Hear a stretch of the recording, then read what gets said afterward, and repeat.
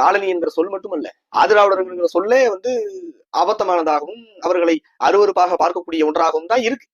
அந்த எண்ணம் முதலமைச்சருடைய மனசு வரைக்கும் நாங்கள் என்ன தாழ்த்தப்பட்டவர்களா அப்படின்னு கேட்கக்கூடிய டி.ஆர். பாலுவும், நாங்கள் என்ன மூன்றாந்திர குடிமக்களான்னு கேட்கக்கூடிய தயாநிதி மாறனும், இது போல பல உதாரணங்களை பல எடுத்துக்காட்டுகளை திராவிட முன்னேற்ற கழகத்தை சார்ந்தவர்களை பார்த்து நம்ம வைக்க முடியும். முதலமைச்சர் ஸ்டாலின் வரைக்கும் நீங்க என்ன கவுடாபான்னு கேட்கக்கூடிய இந்த மனநிலையை தங்கள்கிட்ட வச்சுட்டு ஊருக்குள்ள தீண்டாம இருக்குது, ஊருக்குள்ள பிரச்சனை இருக்குன்னா அண்ணன் அந்த பிரச்சனையை தீர்ங்கடான்னா ஊருக்கு ஒதுக்குப்புறமா சமத்துவபுரம்னு ஒண்ணு கட்டி நாங்க தீண்டாமை ஒழிச்சோம். இதெல்லாம் எவ்வளவு பெரிய கோமாளித்தனம்.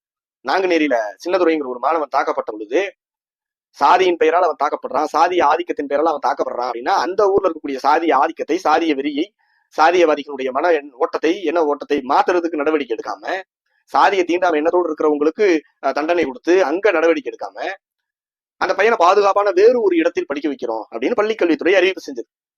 இவ்வளவு ஓட்டை உடசல்களை உள்ள வச்சுக்கிட்டு, ஆட்சியும் வச்சுக்கிட்டு, கையாளாகாத தனத்தையும் வச்சுக்கிட்டு, சாதியவாதிகளுக்கு எதிராக, தீண்டாமை எண்ணத்தோடு இருப்பவர்களுக்கு எதிராக எந்த விதமான புல் பூண்ட கூட நகர்த்த முடியாத ஒரு வேல்யூலெஸ் கட்சி, வேல்யூலெஸ் ஆட்சி, வேல்யூலெஸ் முதலமைச்சர், இப்படி ஒரு கட்டமைப்பை வச்சுக்கிட்டு காலனிங்கிற சொல்ல நீக்கிட்டா தீண்டாமை ஒழிஞ்சிருமா மிஸ்டர் ஸ்டாலின்? தீண்டாமையின் அடையாளத்தை மாத்தணும். இந்த தீண்டாமையை ஒழிக்கணும்னா முதலில் திமுக ஒழிக்கணும்.